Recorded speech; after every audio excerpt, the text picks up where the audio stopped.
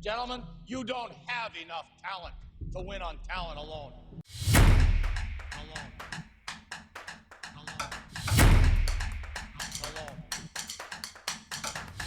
Hello, and welcome to the Town Podcast brought by the Wheel. I am your host, Adam Hess, and with me as always, I had a bunch of names for you for the podcast we just pivoted away from. I hadn't thought of any for the football podcast.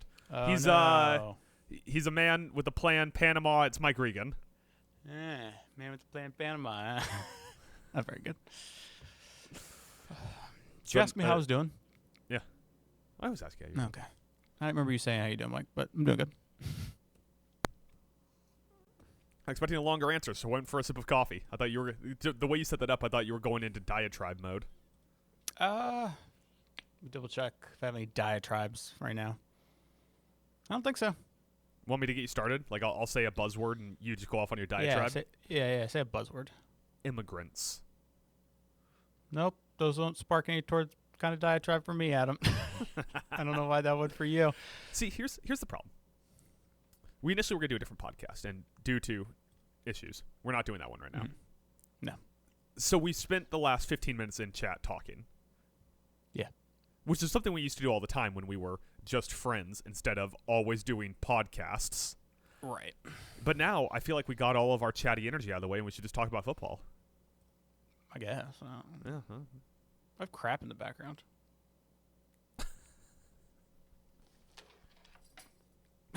Go ahead. About it now. It's like a box back there you can see, but it's all right. You've just been futsy this podcast. You've been futzing. You've been futzing with your hat. You've been futzing with stuff in the background. I know. I still don't like how my beanie looks with your headphones. Futzed with your camera after we started recording. I'm gonna buy some. And I'm gonna futz it again. I'm gonna buy some Bluetooth earbuds. Move on from the over-ear headphone life for podcasts. Why's that? Because I like to wear hats. And like, yeah, headphones. I mean, they do, but I always it never looks exactly how I want it to, so then I'm futzing all the time, you know? So I would remove the futzing if I just got some Bluetooth earbuds. That's what I'm doing. There you go. If anyone wants to reach out and sponsor us with some Bluetooth earbuds, Mike will wear them on the podcast, and we'll be futz free. Preferably if you work for Sony and you want to pass that along. I'm a bit of a Sony shill, so. What's like our version of Sony, since we're like Temu, ESPN, like JBL, I guess. Damn, John Bradshaw Layfield. Yeah, he's got a hell of a clothesline. Hey, I got to do my old go back to like my GameStop roots. So I went over to my sister's place to set up her son's new PS5 for Christmas. I got to do my whole diatribe where I'm like, you see, PlayStation has always been the better console because you understand Sony is a hardware company, all right? Microsoft's a software company. They don't get it, all right? So that explains why Microsoft has the better games, right? All the games that they're giving to PlayStation now because they failed. Yeah. This is not a video game podcast. I'll let this podcast be many things. I refuse to let it devolve into a video game podcast. Okay. Here's why. What if you did like one of those like alt-right video game podcasts where we just get mad every time a video game has a woman main character? I mean, I already do in my personal life. You know, goddamn Ghost of Yotei. I'll go to play a game. I'll make my character. Suddenly, I make my character, and she's a woman. How am I supposed to be immersed in this game? Here's why I want to let's be a video game podcast. Has there ever been a good video game podcast? None that have like grabbed my interest. Yeah, why is that? Is it because people that play video games are dork-ass nerds? Is it that video games are such a specific and niche interest and there's no like artistic way of talking about them? I don't know what it is, but there's literally never been a good video game podcast. And if you want to comment below on this video or on Spotify on the podcast feed with what you think the best video game podcast is, I will ban you from our channel for listening to video game podcasts. Thought you were going to say I'll give it a try, but never mind. No. Just went the whole other direction. Like I could I could watch someone online play video games and while they're playing talk about video games. I could do that, but like podcast form doesn't work now. Yeah. I'm just saying. They're all bad. They're all bad. Unlike this podcast, Mike, where we talk about the NFL, which makes us very good because there's many good NFL podcasts. Talk about sports because we're men. Yeah. Testosterone. And you know what? Never have to get upset about women playing in our NFL. That's right. Yeah. They're not allowed to. Remember before the season when people found out there was going to be some male cheerleaders? No, was that this year? Yeah, I think it was this year. Yeah, the Vikings It's are going to have 2025. There's been male cheerleaders since Bring It On. I know, but that corner of the world got very upset. I just remember people getting when I lived in Virginia, people just getting real mad about the commander's name, and I was like, don't you guys have other things to be upset about? That's my thing. Like, yeah. like I'm like, even if you're like, oh goddamn liberals, like, isn't there better things in the world to get mad about than a sports team name? Yeah, I feel like. But Like if today there was an expansion team coming out, and they were like, we're gonna call ourselves the Los Angeles Lakers, you'd be like, that's so fucking stupid. You're an idiot. Why? There's no lakes in Los Angeles. But we've been sitting with it since the 1960s, so we're like, yeah, the Los Angeles Lakers, cool team name. yeah, I think they should change their name because people drowned in lakes. That's true. That's They let offensive. they let lesbians that do IVF to have birth into lakes, and Yes, so we can't call things out to lakes. it's disgusting. The Los Angeles heteronormative castings. Oh, There you go. there you go. You know what? Only 6 minutes on ridiculous stuff before we're going to get to the podcast. That's pretty good. Nice. I have. Good for me. There's a video going up in a few days. Deleted scenes from our last Basky. Care to guess how long our deleted scene was, Mike? No, it was like 15 minutes or something. 15 minutes and 11 seconds. Oh wow. I'm trying to remember what we were rambling about. Janet Jackson. Oh yeah. I think Paul Dano came up. Barry Keoghan. Yeah, I do remember that now. Should be a good one. Mike, the Rams are washed. Speaking of LA, they're bad. It's all over for the Rams. They suck. They lost a pretty miserable Monday Night Football game. Like, they had a chance at the end, and everyone's going to be like, oh, the DPI that didn't get called. What about the DPI? Why aren't people talking about the DPI? But you know what would have gave them a good chance of winning? Not turning the ball over 3 times. Not turning the ball over 3 times, Mike. Matt Stafford had, like, what is with Stafford and Josh Allen conspiring to make sure Drake May wins MVP? What is that? Why are they doing that? That's what it feels like. That's what it feels like. It also single-handedly did everything in its power to eliminate you from the Fantasy Football Championships that game. And it did. It did. It did. Killed you. Now you don't get any Malort. I know. It's sad. I really just wanted that belt. Is that what I should pay you in when you come house it for me? Malort, yeah. I'm gonna stock you up on 6 balls of Malort. I'll come back. My house will be abandoned. My cat will be dead, but you'll be happy. Hey, it was a big game for safeties, baby. Yeah. Jesse Bates was a pick, and then my boy Xavier Watts from DBU Notre Dame, 2 picks. Yeah. We love a good Jesse Bates pick in these parts. As former team talent alone, Jesse Bates was one of the small joys in our life for that season. Xavier Watts basically seals the game with that second pick. Like, I know that they still had a chance of coming back, but running down the sideline, gets pushed out of bounds. Could have won it. Could have won it right there, yeah. Xavier Watts. But no, you know what they don't teach you at Notre Dame? How to finish. No comment. So, like, what do we do with this Rams team, Mike? Also, by the way, we should mention, if the Falcons win next week, they effectively eliminate Tampa Bay without Tampa Bay even getting a chance to win and make it into the playoffs. Yeah. But what do we do with this Rams team? Adjust expectations, which I firmly have. Like, a few weeks ago, I mean, I was, majority of the season, I was pretty heavy on, like, this is the best team in the NFC. And then basically starting with, like, that Panthers game where the Panthers came out and hung 31 on them, it's just been – they just haven't looked the same. Yeah, the Panthers game, obviously they have the big wins against the Cardinals and Lions after that, but overtime loss against the Seahawks in a weird – what's up? What's a big – they beat the Cardinals 45-17. Is that a big win? I mean, it's a big win in terms of numbers. Oh, okay. It's a big number. Okay. They beat the Cardinals 45-17, and then they escape a one-score game against the Lions as well. But overtime loss to Seattle, regulation loss to the Falcons. They still have, like, a massively positive point differential, so sure, and their EPA is still really good. But I don't know, man. Like, we just did the segment where we asked if teams peaked at the right time, too soon, or haven't peaked at all. This Rams team might have peaked too early. I think they did. Yeah. I think they did. The defense has become a real concern. Like Bijan's one of the best running backs in the NFL. I'd probably say top 3. Yeah, it goes Ja'Cory Cross-Merritt, James Cook, Bijan. Yeah, buddy. Yeah.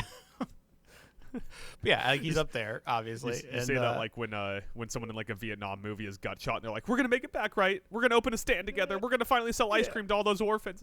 Yeah, buddy. And he's like pulling out the gun to shoot him in the back of the head so he doesn't just have to bleed out. So it's not entirely surprising, but like it was like next level. Bijan was just having his way with him. Like Stafford threw, was it after the second interception that Bijan took that like 90+ yarder to the house? I think so. After yeah, no, it would have been after the first one because the second interception was the pick six, wasn't it? The first interception was the pick six. First interception was the pick six, and the next two were the Xavier Watts. Xavier Watts almost had the natural hat trick of interceptions. Oh yeah, I think it was after that second one. They were pinned deep. Atlanta was in their own zone, and I was playing, like you said, against someone with Bijan in the fantasy championship, and I was like, I just had a feeling when they lined up, I was like, oh no, there it goes, and sure enough, just took off. Well, there's Tyler Carcara showing up in the middle of a different podcast. Hey guys. Hey, we're in the middle of recording the Town Alone podcast. Do you want to tag in on part of this? I mean, if I certainly can. I'm sorry, guys. I totally got the time wrong. I thought it was 11 Central. So I have to sleep. But I'm here. I can dip out if I have time. If you guys want to, I can come spin back around if you want to do the other pod later. Yeah, so we basically just flipped the order we're going to do the pods in now. So we're doing the tap until probably about 11:30 my time, 11:45 my time, and then we'll do like a 5-10 minute reset and then hop on and do the Just shoot me a text when you're done. Cool. Sorry about that, guys. All right, sounds good, buddy. No, all good. No worries. See you. Unprofessional. What a dork. That all stays in, right? Well, that's got to stay in. So right now, if the playoffs start today, which we all know they don't, Mike, they start on Tuesday. Or Monday, I guess, technically. Wait, what? Next. Stop quibbling, Mike. If the playoffs started today, the Rams will be playing the Eagles in a rematch of the game that the Eagles almost lost last year in the playoffs. Yeah. Who would you take? The bitch-made Rams or the bitch-made Eagles? I would take the bitch-made Rams just because I can't stand the bitch-made Eagles. I don't think the Rams. I don't think the Rams are bitch-made. You don't think the Rams are bitch-made? No, they're not. So then what's the issue? Is it injuries? Is it that they've already locked in and they're kind of coasting? Is it that Sean McVay's too short to be an NFL coach? What is the issue with the Rams recently? Is this one of those things where you kind of have to like chalk it up to just variance? Because both these games have come down to one-score games. Mind you, the Rams turned the ball over 3 times, and it was a one-score game against the sad sack Atlanta Falcons. Oh, my God. Wait, hold on. Before you answer that question, can I tell you a stat they put up on Monday Night Football at the end of the game? What? So the game ends. The Falcons, victorious over the Rams. They put up a stat that this now ties the longest win streak under Raheem Morris with the Atlanta Falcons. It was 3 games. 3 games is the longest win streak Raheem Morris has ever had. Yeah. Get this guy out of here. He had a 5-game losing streak this year alone. They were talking it up like, these players were playing so hard to save their coach's job at one point during the broadcast. I was like, really? Okay. Like, the players aren't sitting here scouting potential coaching candidates. They just show up and Raheem Morris is like, all right, we're doing burpees today. We're doing burpees till everyone throws up, including me. And then he does burpees and they go, Raheem Morris really gets it. But then he gets on the chalkboard and goes, what if we lose every game? How would that affect us? But they didn't lose every game. They didn't. They won. The crazy part is that if they don't lose to the sad sack Jets, I think they're still in the race for the East. Yeah, if they had one more, they're definitely not in the race for the East. If they had one more win, they would be tied with Tampa Bay right now. Yeah, I just like the game that people are most specifically pointing out is like, wow, if you wouldn't have lost to like a bad Jets team, you still have a chance at the playoffs. Well, also if they hadn't lost to a bad Panthers team 30-0, then all three teams right now would be tied at 8-8, and we'd have a real fun final week of the season. Yeah. Mike, that's all I got. That's all I got on the Sad Sack Rams. Did you have any final Sad Sack Ram thoughts? No, I don't feel super confident going into the playoffs with them. I don't know what happened to that defense. Yeah. You want to rattle we off? touched on it. We talked about them. Real quick here. Let's just rattle off confidence rankings by teams in the NFC. Give me a 1 to 5 for each of these teams. Ready? All right. San Francisco 49ers. 3. Chicago Bears. 3. Philadelphia Eagles. 2. Carolina Panthers. 1. Seattle Seahawks. 3. Los Angeles Rams. 4. And the Green Bay Packers. 2. Actually, put the Rams at a 3. Put the Rams at a 3. Rams are a 3. Can we just call the Super Bowl this year? Just say this one. Yeah. Yeah. This one doesn't count. There is, like, I'm not gonna pull up the odds right now, but there is got to be a pretty good chance that the fucking Jacksonville Jaguars are going to be Super Bowl champions. Is there a possibility that Sam Darnold did some sort of weird voodoo magic to Matt Stafford? Do you think he space jammed him? Yeah. He monstarred him, stole his ability? Well, the problem is that I think the reverse actually happened. I think Matt Stafford monstarred Sam Darnold and has just been throwing picks like crazy the last couple of weeks. Oh, okay. Yeah. I can't wait for the first round of the playoffs when Jalen Carter pops Matt Stafford one, and he comes to the sideline and a mic catches him saying that he's seeing ghosts out there. Or that he gets mono or something. If there was a player in the NFL who was going to get mono, it feels like it'd be Matt Stafford.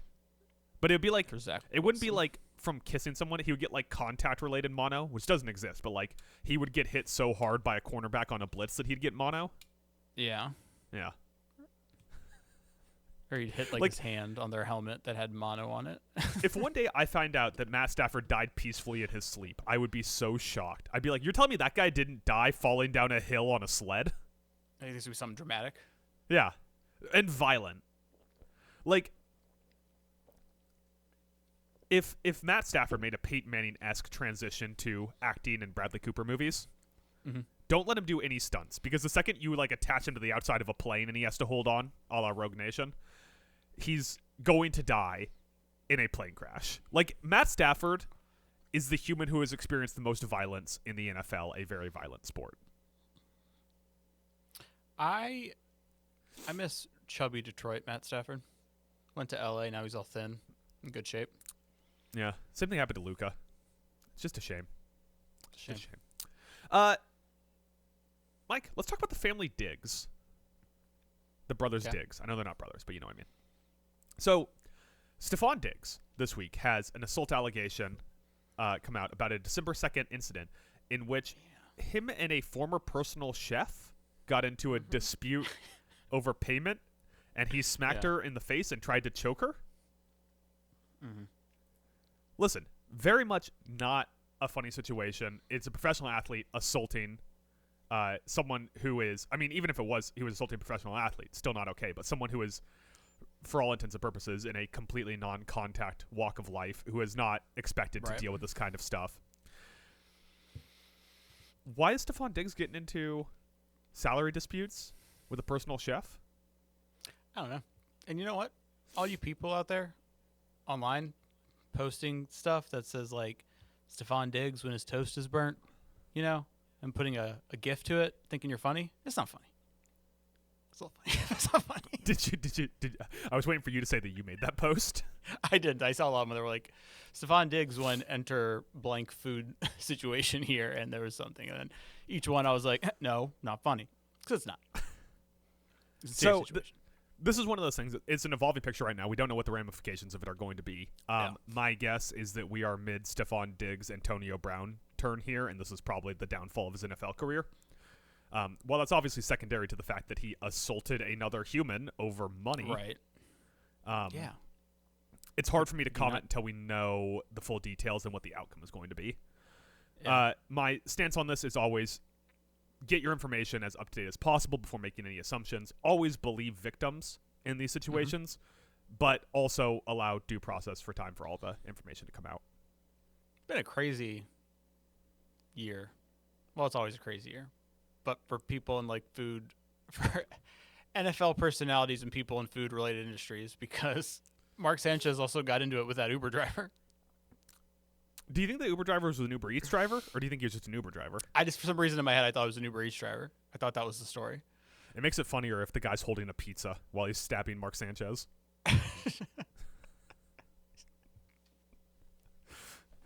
Do you think, is there any chance, I'm not saying it definitely happened, is there any chance Drew Brees paid off that Uber driver to stab Mark Sanchez so that he could steal his spot in the booth?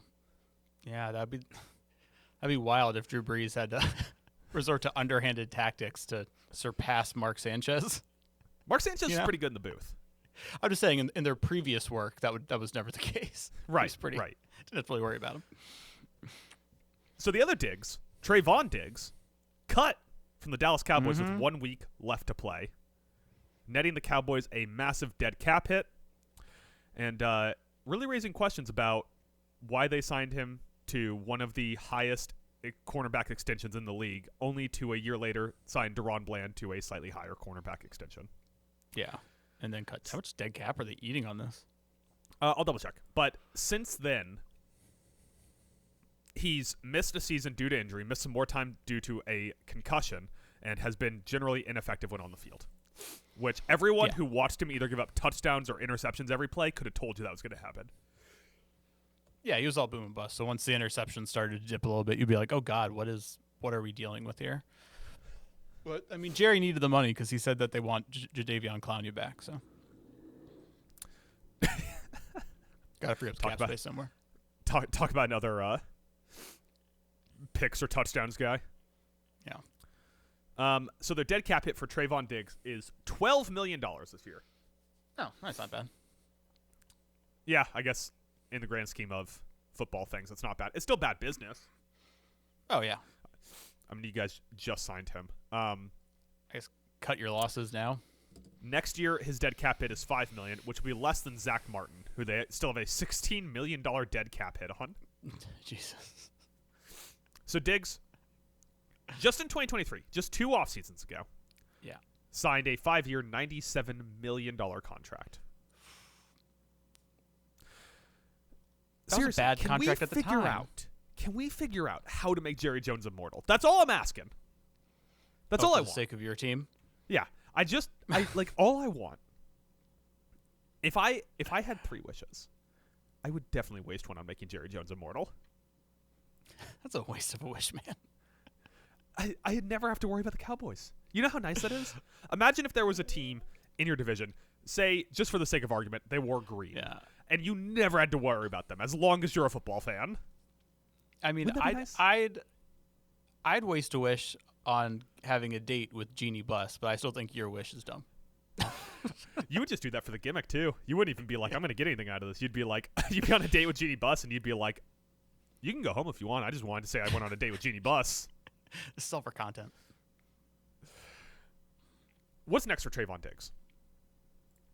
A much smaller contract on probably like a 2-year deal somewhere.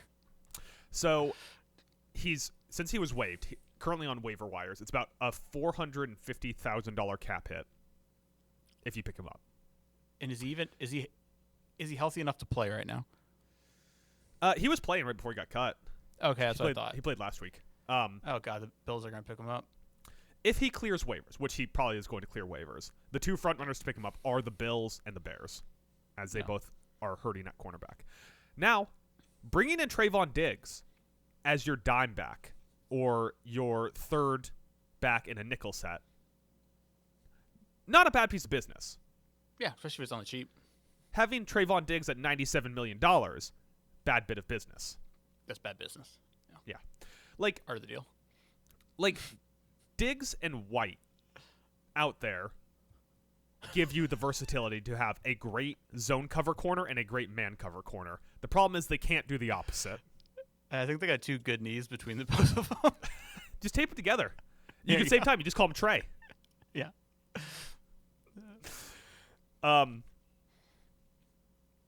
Was Trevon Diggs in our worst contracts thing this year? Did he make that? He had to have been. Maybe he might have slid by. I can't remember. We're gonna do that again this offseason, right? Yeah. Yeah, that was fun. We should do that again. All right, Mike. Let's talk week 18 now. Now that we've litigated the brothers Diggs. Once again, they're not brothers. Let's talk week 18. The most important week of the NFL calendar, some people would say. Those people would probably be Roger Goodell and no one else, but some people would in fact say it. There are 2 games that really matter this week. They have playoff implications. Those 2 games, Tampa Bay, Carolina, and Pittsburgh, Baltimore. Now let's start with Tampa Bay, Carolina, because there's a chance that this one gets, to use a broad term, its balls cut off. If Atlanta beats someone in the early slate. Why didn't I write this down? Why didn't I write who Atlanta plays? If Atlanta beats the team that we all know that they are playing, the team of ill repute. Man, I cannot find this Atlanta game. No, you have it. Yeah, it's retroactively won't matter. Well, not retroactively. It just won't matter if Atlanta wins. Is Atlanta not playing in the early slate? No, because Bucks-Panthers is on Saturday. There you go. Bucks-Panthers is on Saturday. Yeah, so the outcome of this game won't matter if Atlanta wins their game. Once again, against the team that we are all aware that they are playing. The Saints. How can I not find this fucking game? Thank you. 1 o'clock Sunday. Yeah. So if Tampa wins, they then have to scoreboard watch to make sure that Atlanta doesn't win. I don't know how they're going to make sure. Like Baker Mayfield's going to go out there with a pellet gun and shoot Kirk Cousins in the eye or something. But yeah. The big outcome from this, or the big outcome from Tampa Bay, Carolina, could have, once again, to use a metaphor here, its balls cut off if Atlanta then goes on to beat the fighting Tyler Shucks. So I ask you this, Mike. Mm-hmm. Tampa Bay's a 3-point favorite. I know. Who do you got? What are you feeling about this game? Give me your analyses. Is it time for Todd Bowles to go? Should Dave Canales and Todd Bowles both get fired regardless of the outcome? No, I think this is a big step forward for the Panthers because they actually won some games this year. Like, it's week 18 and they're fighting for a shot at the playoffs. Like, Dave Canales should probably get a banner hung for him, especially if they make it. That'll be wild. So I think Canales is safe. Todd Bowles probably be a little more concerned. Might have some more outs with injuries and whatnot. Because the Bucs are a weird team where they're old at certain positions. I feel like we forget that. Yeah, they still have a pretty significant portion of their roster is from their Super Bowl. Yeah, I feel like we forget that sometimes because Brady's gone, Arians is gone. We think there's been all this turnover and really there's been some good young pieces added to that roster, but then there still is a lot of older guys, like Vita Vea, who's still fucking awesome, but he's old. Mike Evans, do we never talk about the fact that Bruce Arians came in for 2 seasons, won a Super Bowl, and then fucked off. It's a genius move. Yeah. What did Arians even do? Did he just show up and he goes, Tom, you call everything. I'm going to go eat a sandwich. Yeah. Then Todd Bowles stepped in, and Brady took him to the playoffs. And then they took advantage of a really weak division for 2 more seasons with Baker. And now here we are. 7-9. I mean, they've lost their last 4 straight, and they've lost 7 of their last 8. That was just this universe leveling out.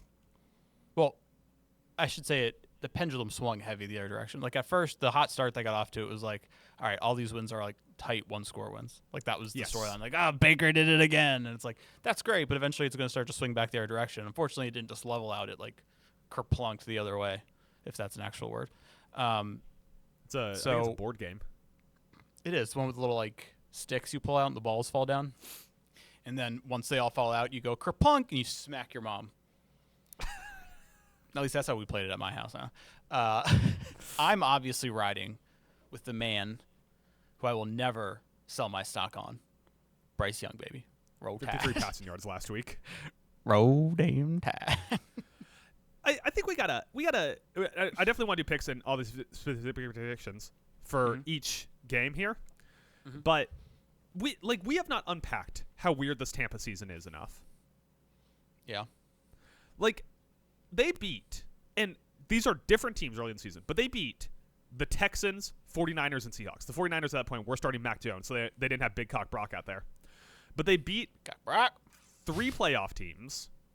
They lost a close game to the Eagles and a close game. Well, they kind of got blown up by the Lions. But then they lose to the Patriots, Bills, Rams, all 3 playoff teams. They beat the sad sack Cardinals. Oh, I'm getting a call from Spam Risk. Spam Risk. Definitely answer it. Should probably answer it. They beat the sad sack Cardinals, and they lose to everyone in their division plus the Dolphins. Like, the second half of the season, we went from Emeka Egbuka is the no question Rookie of the Year to, if I pull up the odds now, do you even think he's in the top 5? Oh, no, he completely fell off. Like, where would you guess he is in terms of odds if I pull up those odds right now? Rookie of the Year? Well, definitely it's not not for a defensive super player of the year. Yeah. I mean, it's not a super stacked year, I think. It's an not. Offensive Rookie of the Year. So I'd probably say around like 8, like lower towards 10, like that 7 to 9 range. So who would you put ahead of him? Well, don't ask me that. I didn't think that far ahead. No, let's rattle through it real quick. So do you put Ted or McMillan ahead of him? Yeah, you put Ted McMillan ahead of him. Put Ted McMillan ahead of him. Ashton Genty. Do you put Ashton Genty ahead of him? Oh. I mean, they've kind of swapped roles. Genty's kind of got it going a little bit more towards the end of the season. I see him to have 112 yards, so he'll at least have 1,000 yards. It'll look a little bit better. Like Tyler Warren would have been up there, but he like disappeared as well. Yeah, and what about the 3 tight ends? So Warren, Fannin, Loveland. Do you put any of those guys ahead of Egbuka? How wild would it be if Fannin just came out of nowhere and won this thing? That'd be pretty fun. It would be it'd be kind of like justice for Brock Bowers. I think so. I think so. Tet McMillan. Oh, we already said Tet. He's ahead of him. Yeah. What about any of the quarterbacks? So the big 3 starters would be Shuck, Dart, and Ward. No. So like Ward, are we really getting to the point where Egbuka's like a top 3 Rookie of the Year contender, despite the fact that the second half of the season has been dog shit? I'm trying to I'm trying to think if there's any running backs in the conversation outside of Genty. Travion Henderson? Henderson? Maybe? Quinshon Judkins? Yeah. It's tough because like some of the names you think of, you're just like, oh, like Henderson's on a good team. Like I don't think you have to in order to win Offensive Rookie of the Year, you don't have to be on like a winning team. But like even though Cam Ward's playing better, like the Titans still suck. So Egbuka hasn't had a 100-yard game or a touchdown since week 9. On the season right now, 930 yards, 6 touchdowns. Give it to the Manung guy. I love me some Manungai. I love me some The problem with Manungai is the same reason that like Caleb Williams is screwed out of the MVP. Mm-hmm. Not this year, but like any year. Like Caleb Williams is probably never going to win an MVP because at no point could you ever say, well, I mean, look who his coach is and he's out playing that. Right. That's even like Piss Pants Ben Johnson has turned Kyle Manungai and Caleb Williams into the new. I almost said Dalvin Cook, but then I couldn't think of what quarterback Dalvin Cook played with that was worth a damn. The new like Todd Gurley and Jared Goff. God, I really got myself up a creek without a paddle here. You got there. I mean, Egbuka still leads all rookies in receiving yardage, though. Yeah. So, like, despite the fact that we were just like, there's no chance. Is he top 3, you think? Yeah, he is top. He's probably top 3 or 5. I think we should I had the somehow odds pulled start. up, but I tabbed away before I looked at them. Yeah, I think we should start the campaign to get an offensive lineman to finally win this award. Who would it be? Josh Connerly? Will Campbell. Armand Membo. Well, Membo's on a bad team. Josh Simmons?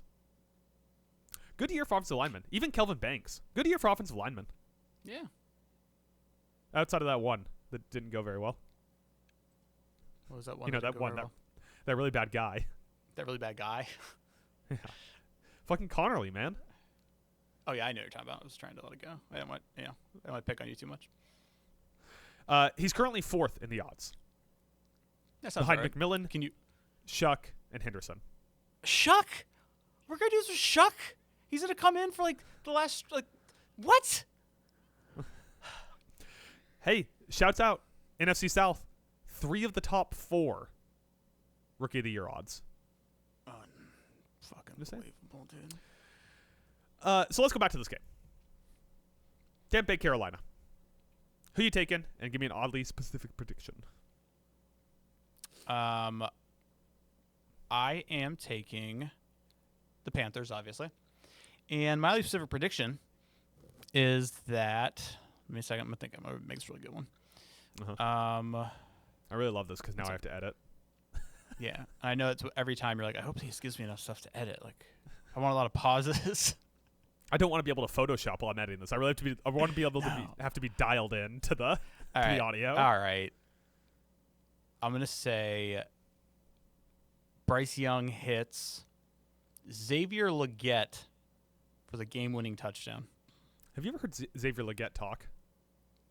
I did for like a short minute. So he's like Carolina. He is incomprehensible. Yeah. I'm gonna take Tampa. But my oddly specific prediction is that this game doesn't matter because Kirk Hugh goes nuts, does tricks on those New Orleans Saints. Yeah, but what if Atlanta wins by 2 touchdowns? What if Baker shows up and chases him off the field with a vaccine? Kirk just goes running out of the stadium. My body, my choice. My body, my choice. Baker Mayfield's chasing him down, holding a one battle after another Blu-ray. No. Not liberals. Mike, the other game that really matters. Now there's some, there's seeding and draft picks and other things, but the other game that really matters. Pittsburgh, Baltimore, which as we all know is the Sunday night game. See that one I had ready. I had that one ready. You said this fool doesn't know when that game's gonna be. I feel like the NFL, when they decided to put this at the night game, they were like, what game can we make sure Mike falls asleep in the middle of?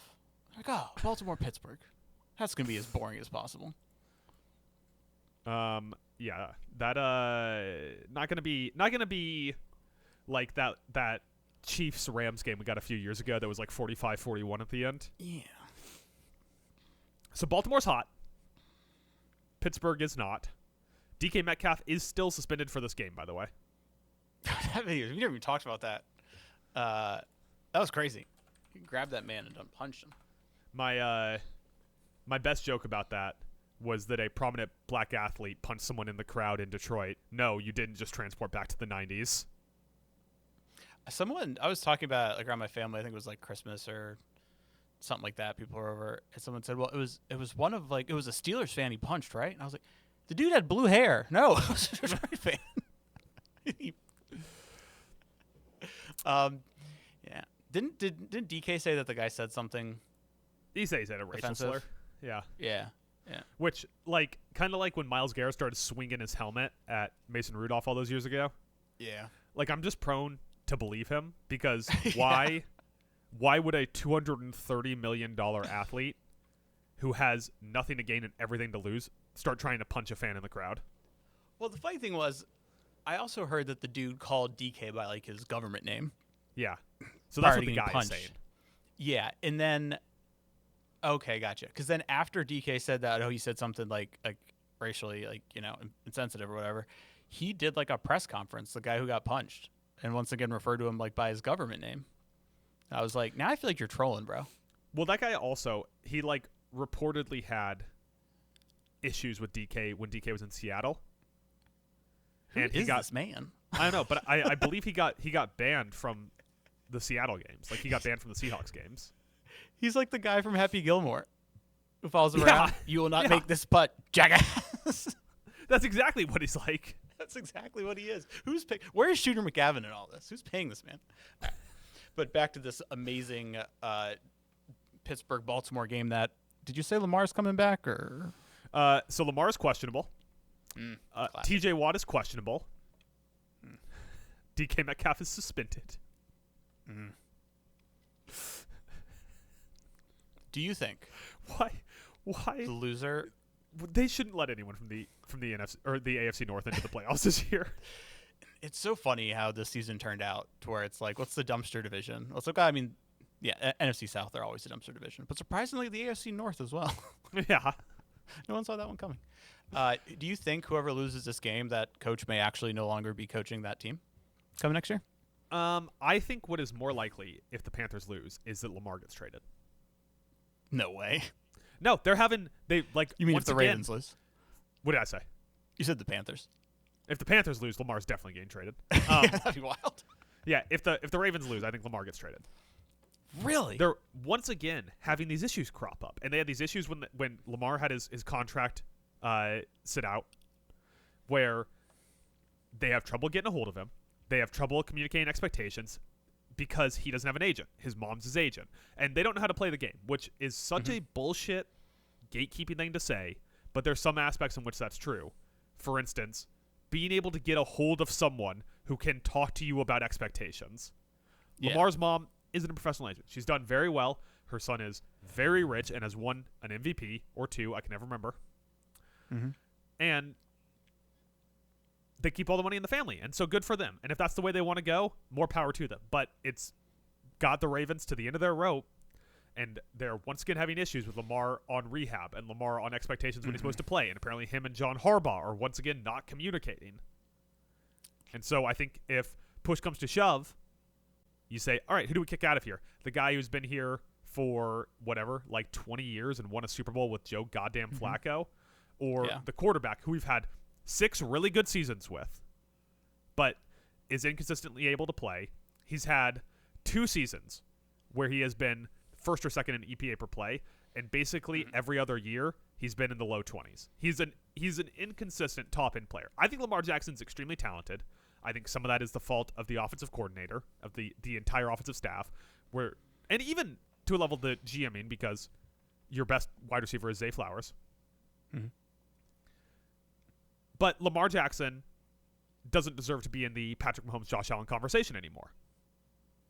And that's a fact of it. And if you can get 110 cents on the dollar now instead of in 2 years when he's missed 16 games out of the next 2 seasons, I don't know. It's not the worst decision. It's not the worst option to trade Lamar.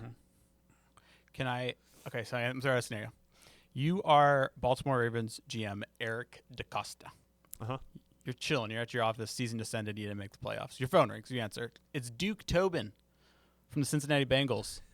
He says, hey, I got a QB who wants to leave. You got a QB you want to get rid of.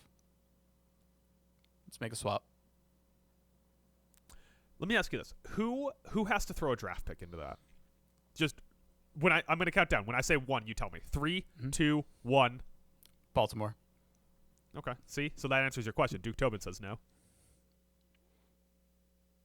Why? If you're just saying QB for QB swap, then... Oh, Duke Tobin says... Because Duke Tobin's telling the Ravens you also got to throw in a pick because there's questions about Lamar right now. Yeah. And the Ravens come back and go, yeah, cool. Check. How about you ask those questions to his 2 MVP trophies he has? And then Duke Tobin says, hold on, Shamar's calling me. He wants more money even though he didn't get a sack this year. I just like that these 2 quarterbacks cannot stay healthy for a full season. And we're like, these MVP caliber quarterbacks. Like, fucking give me a year where one of these 2 guys, give me 2 years in a row where one of these 2 guys plays 18 games in a row, and I will revisit this conversation. Yeah.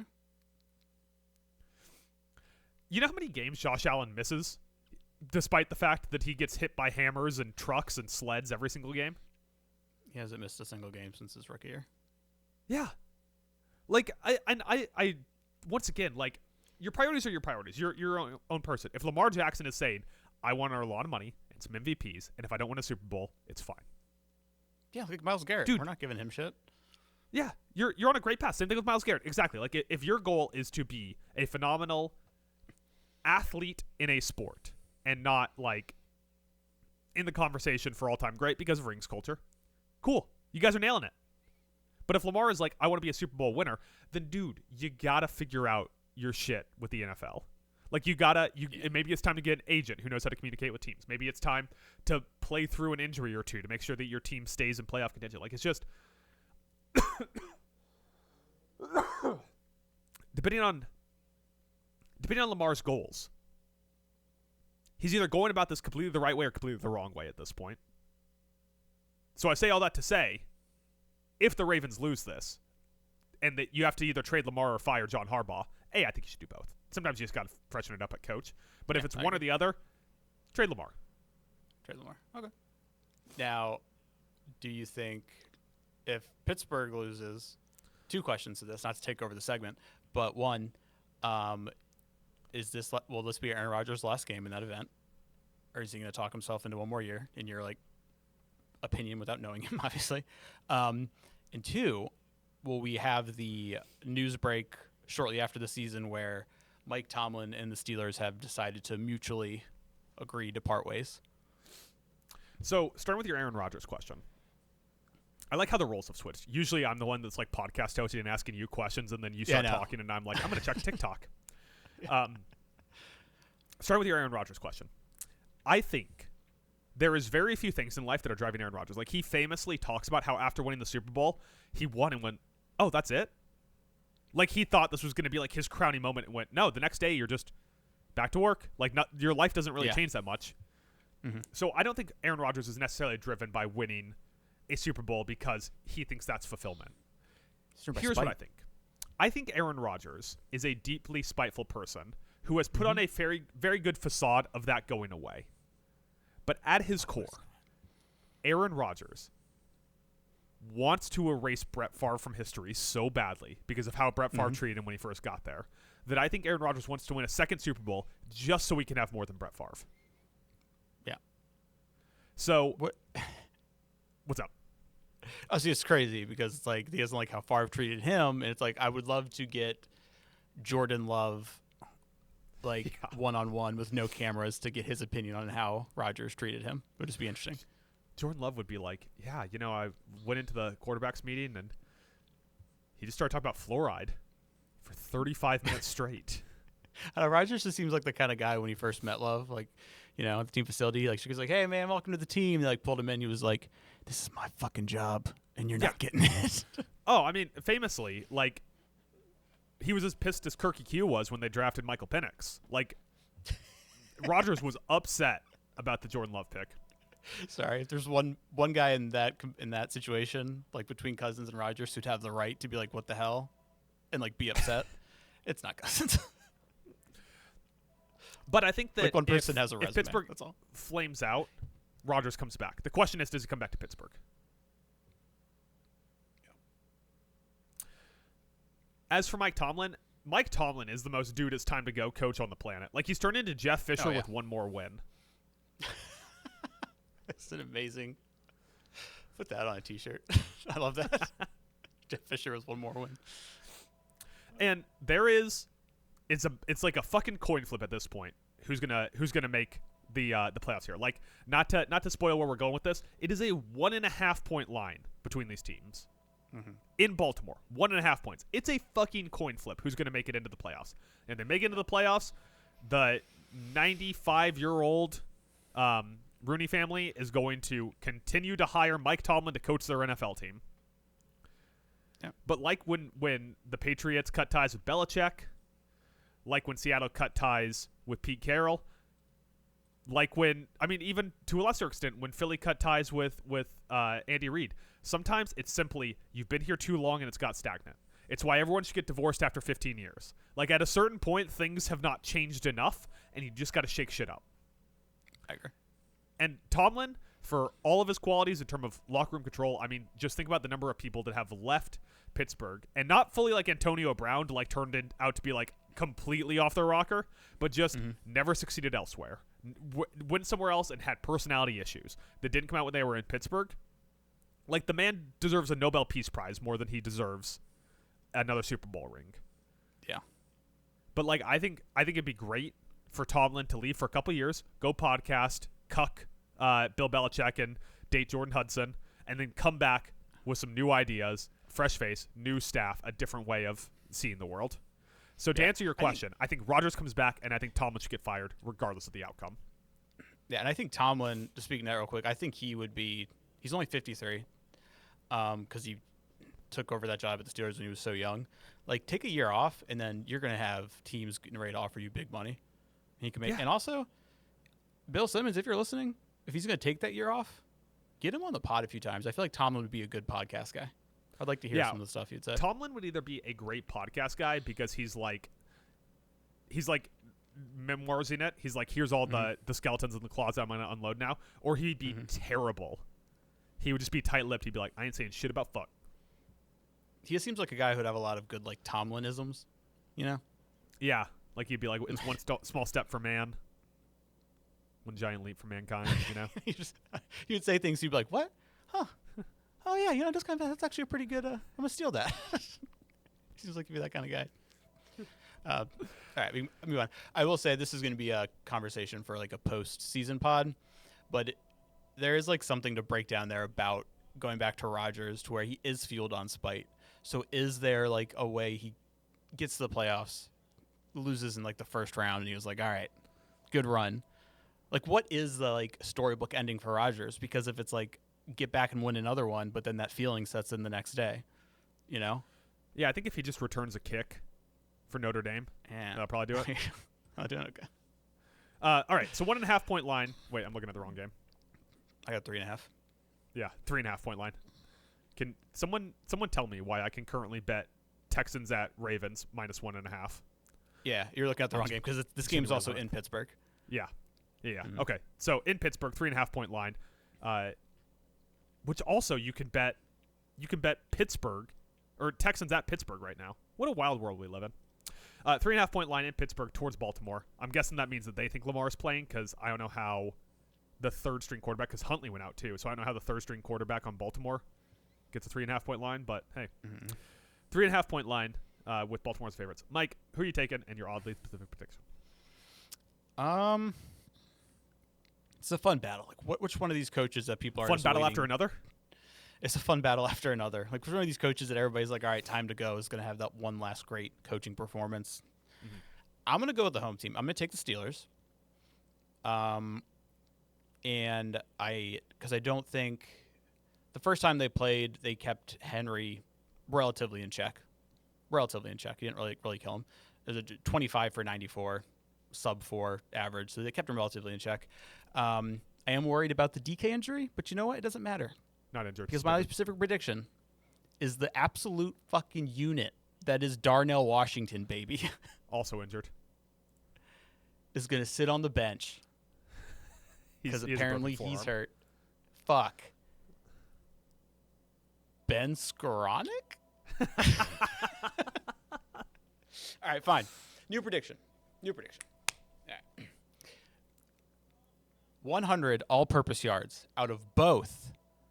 You ready for this? Out of both Kenneth Gainwell and Jalen Warren. I like it. Steelers win. I like it. Because that includes punt returns. Oh. I was thinking just yards from the line of scrimmage. Sorry. There you go. Scrimmage yards. Got it. Scrimmage yards, yeah. All right. I'm gonna take Baltimore. My oddly specific prediction is Derrick Henry pulls off another 200-yard game, and it will be the last of his career. Last game or last 200-yard game? Last 200-yard game. Okay. The final 200-yard game of Derrick Henry's career. That's a bummer about Darnell Washington, dude. Absolute unit, Darnell Washington. He is, dude. I love watching him play. Can I rattle off some fast Week 18 questions here for you? Yeah. If Myles Garrett gets the sack record against the Bengals, does it count? Oh, because it's in the extra game compared to when Strahan-handed it? Yeah. And it's I more games than when T.J. Watt tied the record. Oh, damn. I mean, yeah, it counts. But people will put an asterisk by it. Will you put an asterisk by it? Like at first, and then 3 years from now, we won't think anything of it. We'll be like, oh, yeah, remember Myles Garrett broke sack record? Yeah. And we'll all move on. I am, because I'm like a cynical, evil person, I would think it's funny if he doesn't break it. Because he's had 3 weeks now? Yeah. Yeah. This will be his third week. since he tied the record. Next question. Who wins, Kansas City or Las Vegas? Kansas City or Las Vegas? I'm gonna go Las Vegas. Las Vegas makes the number 1 overall pick interesting with a win. They do, yeah. And finally, will you watch any of the Cardinals-Rams game? No. There you go. It's on at the same time as Bills-Jets. We have 2 segments here, and we have to cut one of them for time. So we're going to grade the Cardinal season. Let's talk the Arizona Cardinals. Okay. Let's talk the Arizona Cardinals here. Let's talk these Arizona Cardinals. Let's put these Arizona Cardinals to sleep in a CM Punk GTS style move. You picked the sad option between the 2 segments. We're gonna be talking about the draft for so long, Mike. Never long enough. So let's go through and let's just grade some stuff with the Cardinals. So first off, let's talk their 2025 draft. Okay. Oh, I should preface this with, if this is the first podcast you listen to on this feed, every year we pick a team talent alone, a team that we follow as dedicated fans for the entire season. Our team this year was the Arizona Cardinals. It did not work out for us. Here's the Cardinals draft classes here. Walter Nolan, Will Johnson, Jordan Birch, Cody Simons, Denzel Burke, Hayden Connor, and Kitten Crawford. Mike fell asleep midway through that. No, I didn't. I'm sorry. How do you grade that draft class, Mike? I was super high on the Cardinals draft class coming out of the draft. I said it was my number 1 draft class, and I mean, I still think it definitely was one of the best. Like, Will Johnson looks legit. Walter Nolan didn't get a lot of time in the field, but looked really good. A lot of the pieces, like Denzel Burke stepped in and had some really good games. So, like, I think I grade their draft class still an A. Yeah. A minus, maybe.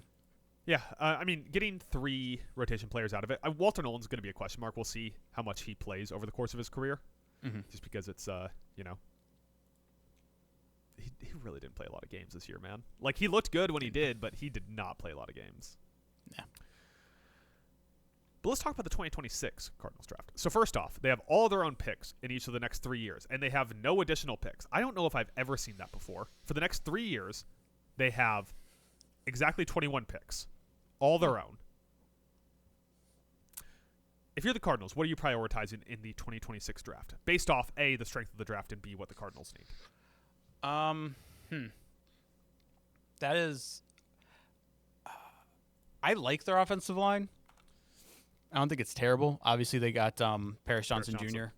on the one side. They have a great tackle there. So, I mean, I always still think there's chances to, like, shore that up a little bit, especially since there are some pieces on that line, like Froholt and stuff, that aren't spring chickens. So I'd look at that. Defensively, there's still something missing. Like, I don't know if you want to look middle of the field, like whereas safety and like linebacker probably is where I think they need some help. I mean, they've made moves to get more pressure. Like, they got the pride of the 7.57 Josh Sweat, and they're still getting Calais Campbell in 12 snaps a game. Yeah. I mean, those 12 snaps are always like positive snaps usually. Yeah. Like, he still makes a difference. Talk about an absolute unit. Right. And then Walter Nolan playing more reps next year could really be a big boost for them. But probably quarterback is where they're going to go, though, depending on how high in this thing they can get, and they move on from Kyler. So, if in front of them, if Tennessee, New York, and Las Vegas win, they would have the second pick in the draft. At 2, who do you take if you're Arizona? So at 2, you're taking over, doesn't go 1. So like, if Dante Moore's in this draft and you know I can get either Mendoza or Moore, go for it. But from that point on, it gets a little bit more interesting. I made the case a while back on the Kyler thing where only 2 fucking cars pulled up. We're fucking close. Where I said, all right, looking at the dead cap space and everything, just hang on to Kyler one more year, and then you can cut him and not have to deal with the cap implications. And then you can just, like, right here, you're in a top 5 pick. Take one of the best tackles, shore up the offensive line, get your QB next year. That's what I would do. I don't think they will. Why? Because this is the NFL. And every year, the biggest panic on a GM's mind is, I have to have a quarterback. I have to have a quarterback. Who's my quarterback? And sometimes they struggle to just like take a second, chill, and long game this thing.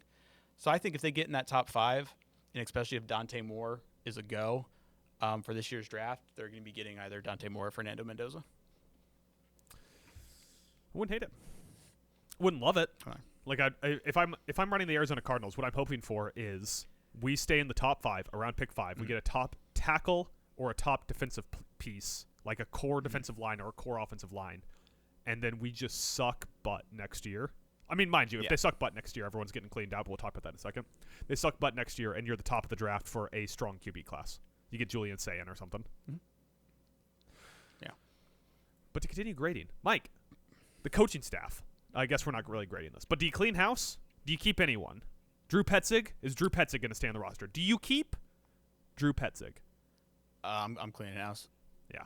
I don't know how you can't. Well, do you think Petzig's done a bad job? I don't think he's done a stellar job, and offensive coordinators are like Leonardo DiCaprio's girlfriends. Once they're 28, if they're not doing it, they're not doing it. Yeah, and at the end of the day, the GM has to take part of the blame for who he brings in to run his team on the field. And so he's part of the Gannon problem. So I think Gannon goes, and I think Petzig, like, even though I love this draft class, I just don't think there's enough there to be like, oh, you got to keep Petzig. Yeah. You know what I mean? Yeah, and so Monty Ossenfort, the GM, he's been there since 2023. Is there anything from this team from 2023 to present? In that time, they have had 0 winning seasons and 2 13-loss seasons. Does he get to hire a second coach? No. Yeah, I think you just cut bait. Who's the best GM candidate on the market right now? This should be an off-season pod. Yeah, I do a little more research so I give you my good GM ideas. Kind of go through different staffs to see who's the hot AGM or. Finally, let's just take a quick future outlook at where this team's going next year. So next year they'll have $44 million in cap space, puts them about 21st in the league in terms of cap space. Mm-hmm. The big thing is Kyler Murray. Mm-hmm. They signed him to this massive extension in 2022. If they cut him after June 1st, they'll save $18 million on the cap in the next 2 years, but they'll have a massive dead cap hit for the next 2 years. What do you do with Kyler Murray? I think I already said hang on to him until you can mitigate the cap damage. The only worry with that is if he sees that's what's happening, you do have to worry about the what is it? Kind of having like the turd in the punch bowl, like the toxicity of him being like, well, I know I'm not part of their plan here long term, and him being kind of like having a poo-poo face all the time. So that's probably why in these situations where I'm like, why didn't that team just hang on to that QB and cut him later? It's because like, yeah, that dude was going to be a pain in the ass if we kept him. So yeah, they're going to end up screwing themselves more cutting him unless he is like, I gotcha. Unless he is like absolutely. Thank you for calling a locker room cancer. How can I help you? I think you're right. I think that unless Kyler Murray is a complete locker room cancer, there's no sense in cutting him. And you know, it wouldn't be great to run it back with Brissett, Murray, and a rookie quarterback. Like, that's just kind of a mess, but I don't know what your other options are. Like, unless the Raiders are willing to eat the cap and trade for him. Yeah. I don't know what you do. I don't know what you do with Kyler. I really don't. That could be the plan, is if you find a team desperate to, like, try to get moving in the right direction, or they desperate to make a change at quarterback, but they're not high enough in the first round of the draft to feel like they can get a lock of one, and you can convince them to make a deal. Like, I'm looking at you, Miami. Yeah. Yeah, should we just do, like, everyone take one step to the left on all of the recently signed, not working out quarterbacks? Yeah. Or I ask you, here's a real wild one. I don't have a first-round pick next year because I traded it, and I lost faith in my now second-year QB after he got hurt again, and I'm not invested in Kirk Cousins. So I'm going to pick up the phone, I'm going to call Arizona, and I'm going to get Kyler Murray. Murray for Penix, who says no? I don't know. Atlanta definitely should. Yeah, Atlanta should, but yeah. I don't know. But like, if you could just finagle a 3-team trade where Penix, Tua, and Murray all switch teams. Isn't that for the best for all three? Yeah. Like, wouldn't Miami Penix be better? Murray and Tua out there, who will the Steelers sign so they can go 9-8 again? There's so many options. They could trade for J.J. McCarthy. Bring 9 into the building. Let's go. Would J.J. McCarthy go 9-8 on these Steelers? No way. Yeah, 9. That's his number, dude. And another fascinating question: who's quarterbacking for the Indianapolis Colts next year? Oh, Jesus. Kyler Murray, come on down. There's a lot of Kyler Murray suitors if they do decide to trade him. The problem is he carries a massive cap hit. Yeah, I'm just saying, if the stink is like, yeah, I can make Daniel Jones work, he's going to be like, yeah, I can make Kyler Murray work. What if he's not, though? What if he's like, I can't make Kyler Murray work? Also, the Rams. What if Stafford just up and retires? What is their plan? I don't know. They haven't even really like addressed that. There hasn't been like that, oh, Stafford might be out soon, so maybe like we second or third round pick we spend on a QB who we wouldn't mind sitting for a couple of years. That's because they usually don't have second and third round picks until recently, and now they just draft future defensive players of the year in the second and third round. That's true. Also, I feel like that's just not a thing anymore in the NFL. Draft the eventual backup? Yeah, a draft the eventual successor. It's always just like, shit, we need a quarterback now. Yeah, I feel like we're between eras is part of it, but I think that we're going to end up getting that with the Mahomes, Allen generation once they age out. I think or we do get a lot of. Oh, I'm sorry. I was going to say we do still get a lot of the let's sign a dog shit veteran or start a bad QB and draft a young QB and like, nah, we're not going to play him year one. And then what always happens? He plays year one. He plays year one. The, Shout out Nathan Peterman to Josh Allen. Shout out. Like the list goes on and on. Yeah. And you see, it works out great when someone gets hurt their first year and just has to sit. Look at how good J.J. McCarthy was. Yeah. Yeah. He learned at the throne of who? Daniel Jones was there for like a second. Sam Darnold. Yeah. All right, Mike. Any other Cardinals thoughts? No. Any demons you want to exercise? How do you feel that Michael Wilson is just straight up better than Marvin Harrison Jr.? That's ridiculous. If I tell you what, if the Cardinals go crazy and make all these changes and they're like want to get rid of stuff, maybe they're like, we messed up. You know, Marvin Harrison Jr. sucks. Brandon Beane, get on the horn. Yeah. You think Marvin Harrison Jr. is better than 95-year-old Brandon Cooks? You take him over him? I think so. Okay, got it. I did like loudly scream during the Bills game. I was like, he actually caught the ball because he's had some bad drops in his short Bills tenure. But lastly, I get it on short the Cardinals, because he's like 5'2". No. But the last thing I was saying about the Cardinals is I'm gracious, so I will take the L. I thought this team was headed a different direction this year. Yeah, we'll have to sit down and figure out team talent alone contenders at some point in the near future for next year. Mm-hmm. As always, the only rules are can't be a playoff team from last season, and they can't be the Bills or Commanders. So, Mike, still in contention, the Pittsburgh Steelers. If they lose, that could be team talent alone next year. I know we have to wrap this stuff up, but see what? You tried. The whole world tried. The media tried to steal my coach, Marcus Freeman. He said we're running it back, baby. 2026. Notre Dame. Yep. Let's go, baby. He's got a job to finish. My guy. And a much better quarterback than he's had previously. Yes. All right, Mike. We got one thing left here, and it's a game that we play around these parts by the name of Prospect Wordle. For those of you that are new to the show, Prospect Wordle is a game we play where Mike has 6 opportunities to guess a prospect that I have chosen ahead of time. Before each guess, Mike will get a hint.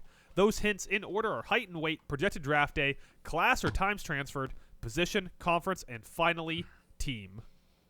Mike, are you ready to play Prospect Wordle? He's drinking a monster. A white monster. Just like Mike. Mike himself is a white monster. Yeah, I'm ready. Your first clue, height and weight. Mike, this player is 6'2", 213 pounds. Ooh, 6'2", 213, eh? Maybe a little like wide receiver with a little extra meat on the bones, or maybe a little running back ski. What do you think, Adam? I mean, I know. Oh, you know. Oh, you know. Yeah. He knows. Okay. Denzel Boston. No. Okay, so it's not. I don't know. 6'2", 213. Mike, this player is currently projected to be a day 2 draft pick. Day 2. Day 2. I might rework that hint. I feel like that's not a great hint. You don't? Nah, I might switch that up during the off season. Figure out a better second hint. Just because I guess him every week, Elijah Surratt. Elijah Surratt is correct, Mike. You had to get him out of the way. Had to be done at some point. Thank you, my boy. Mike, you hit Prospect Wordle in 2 guesses. Congratulations. With that, I'll go ahead and hit our plugs, and then we gotta do a short reset and then record a special podcast. Mm-hmm. It's microphone day, buddy. Whoop! All right. You can follow us on our socials on X, which is in the show notes. You can check out all of our work on talentalone.com. That's where we post everything that we record and write and sing. If you're listening to the audio version of this podcast, you can find us on YouTube at Talent Alone Podcast, where we post not only these podcasts in video format, but we also live stream. We post deleted scenes from these podcasts. We post shorts breaking out from certain moments. We are live streaming, in fact, tomorrow, New Year's Day, playing some more Pokemon Fire Red Randomizer. You can email us, talentpodcast@gmail.com. Tell us who you think the best wide receiver out of Indiana in this draft is. And with that, Mike, would you care to give us one last time an Arizona Cardinals base shout out on the way out the door? Shout out to the one, the only, Joshua. Wet, jet, get it working, break a sweat. Wasn't a bad shout out. I definitely could see that you were saying words to buy yourself time to think of Cardinals. Oh, and subscribe. We have to say that. Yes. Otherwise people don't do it. That's how you make the money. Subscribe. 5-star reviews, people.